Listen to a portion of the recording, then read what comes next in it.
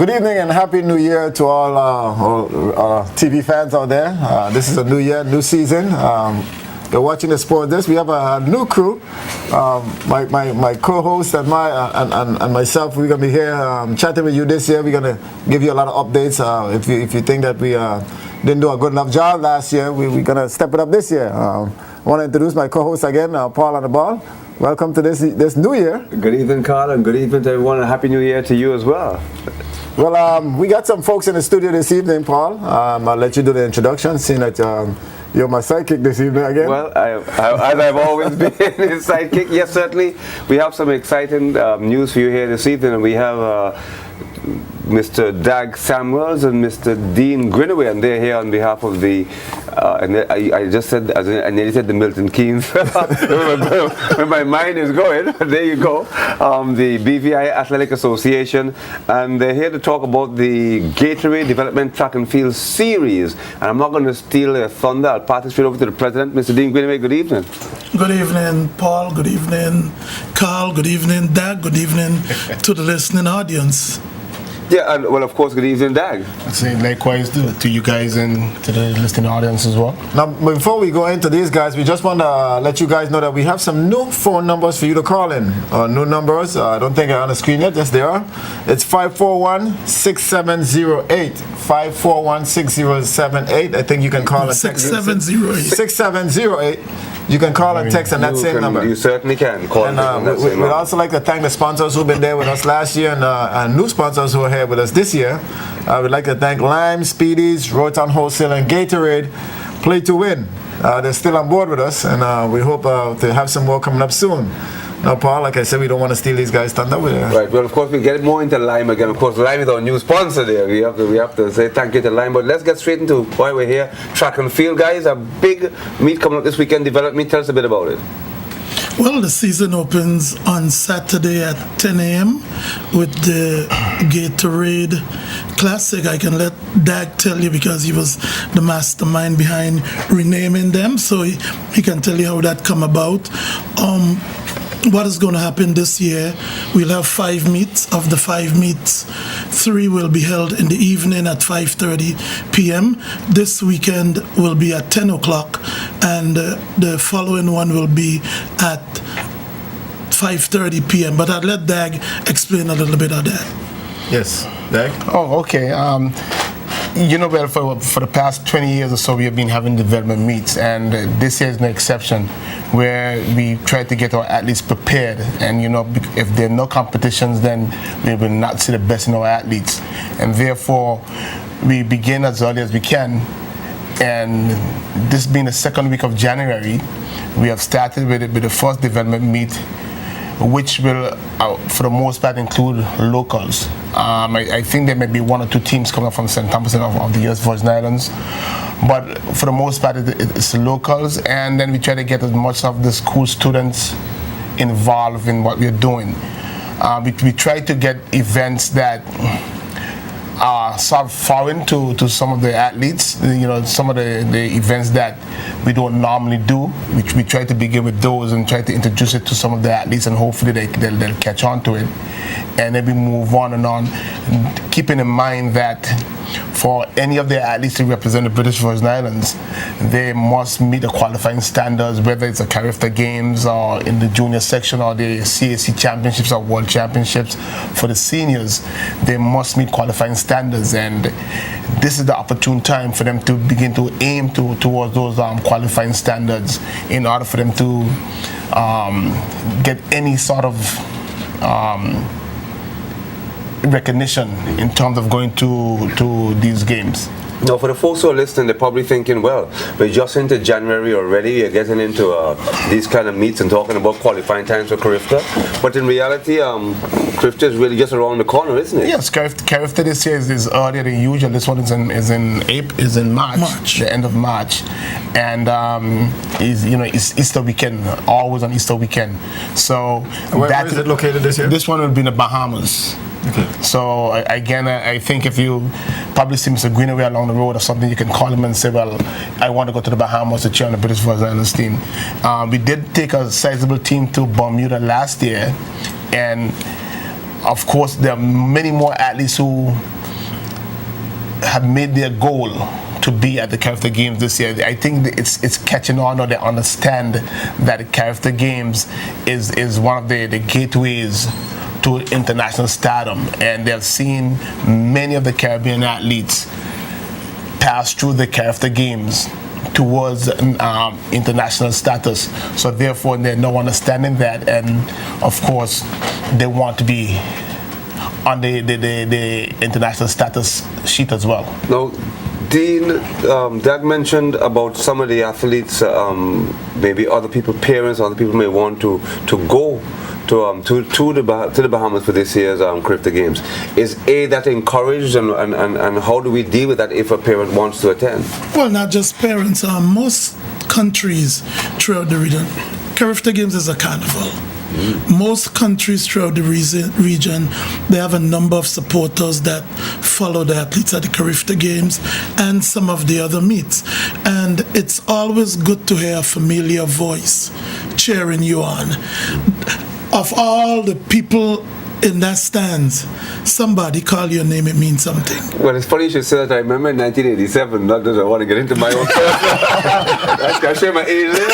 But I was doing the castle, and I heard this voice, and I looked up, and there was Derry Maduro, come on, Paul! And I was like, yeah! And I just pumped up and started to run fast, if that's possible. But it made you feel great, so certainly. Yeah, it makes a difference, and I think familiarity, because I think while we're looking at athletes making the Character Games, I see it beyond the Character Games. We have not won medals in certain things we have gone to. Pan Am Juniors, World Juniors, World Youth. And we have made a goal that within the next 5 years to get more of our athletes qualifying for these events and to win a medal in one of these championships. Because Character is not the end all, but we are one of the 212 members of the IAAF. And when you notice around the region, several athletes who have won medals at the Character Games have gone on to win medals at Pan Am, World Youth, World Juniors. We have to come to that stage, because we cannot say we have arrived until we start winning medals in those areas. Okay, I don't want to steal my host's thunder. I haven't let him speak yet, but I want to ask one more question to Dak. You're talking about winning medals and that sort of stuff.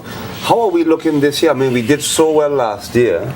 I mean, how are we looking comparatively this year? Is it too soon to judge? I like to do it after the first development meet, because it gives us an idea of where the athletes are, who are really serious, who are going to really try to go towards these goals. So I usually wait until the first or second meet to make those judgments as to where we are and how large a team you can anticipate the size of a team maybe after the second meet.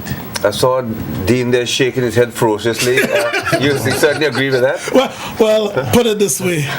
Before the season starts, everybody's on the team. Right. But, it's a process of elimination. There are standards that are set, and athletes have to make standards. You can only enter 2 athletes in any event. So it's all about bringing out that. And I think you asked about the performances. Last year was the first time we had seen the type of performances we saw in the first race of the season, because we had never seen the type of performances. So we know it was going to be a good year based on that, and I expect nothing less this year. Yeah. Before I let my host to get back in, let me remind the folks out there, I'm really being a hug to that, aren't I? I know. This is Sports Talk. We are live. You can give us a call. Sports Desk. Sports Desk. You see, this is why I need Carl. He's been line. It's Sports Desk, and we have a new sponsor line, and you can call 541-6708. If you don't want your voice on air, you can send a text on the same number. I like to keep it simple. You see, 541-6708, call or text. We are referring to the Gatorade Development Track and Field Series, and this year has a special name. This is my final question before I can't get in. Tell us about who is named, well, whichever one of you wants to tell us. Dag is in past you. We've named this upcoming meet. Who and why? No, I think in December, I had a conversation with the Vice President Steve Augustine, and he said, "Don't you think we should name the meets?" And I said, "Yeah, that's a good idea." And I went home over the Christmas holidays, and I pondered it, and then a bulb just went on, and the first person that came to mind, may the Lord rest his soul, was Hasten Grant. And knowing that he has been an official for many years, and with his sudden passing, I decided, okay, well, the first meet would be a memorial to him.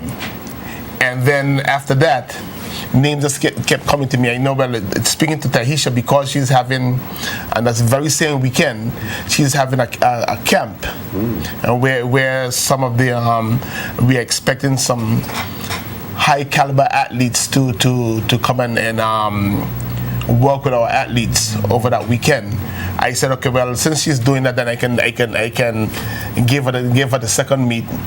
And then I thought of Rose King, who is our stalwart athlete over the past years. And then the next person that came to me, and I said, I went back to Hasten and I said, oh my, Johnny. And with the death of his wife, yes. I said, okay, well, Johnny deserves something like this again. And then, of course, the last one, I could not leave the Godfather out of this at all. So I had to put Ray O'Neal in. So that's how he came up with the names, and we'll plan about them. Yes.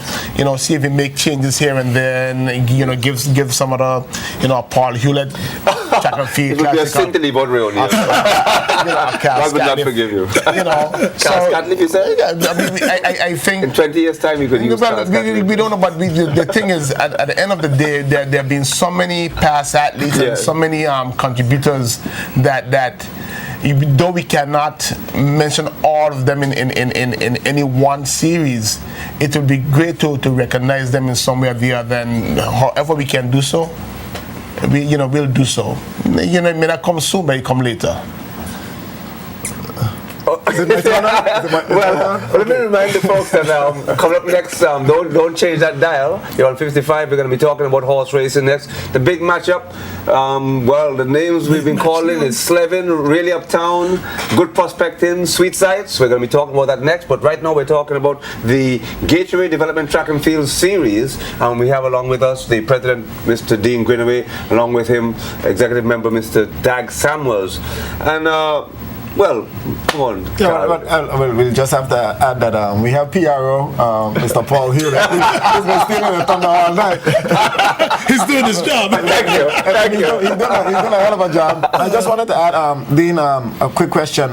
For folks who are interested in going to the Bahamas, how soon is that contact person, or how soon we can get that started? Get that ball rolling? That's almost a trick question you're asking, because it's not until today we have received the official manual from the Bahamas. My disappointment has been during last year's Carifta Games Congress, they talked about organizing charter flights from the Eastern Caribbean. They are going to put all these plans in place, and at the CAC Championships, where we had a CAC Congress, these things were supposed to be revealed. Nobody from the Bahamas showed up. The next meet in Mexico, I said, well, somebody would be there.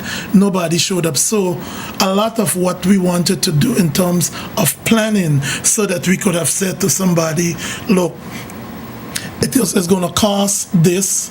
We are going to have X amount of people, because we had recommended St. Thomas as the point, a pickup point, so British and US Virgin Islands athletes could go. That didn't happen, and we've been trying to get information. So it wasn't till today we actually got the manual. But so the meet is going to be in the Bahamas, and I think that if they give perhaps myself a call, 541-3545, I'd be able to direct them That's a line to number. people. What's that? Oh, yeah.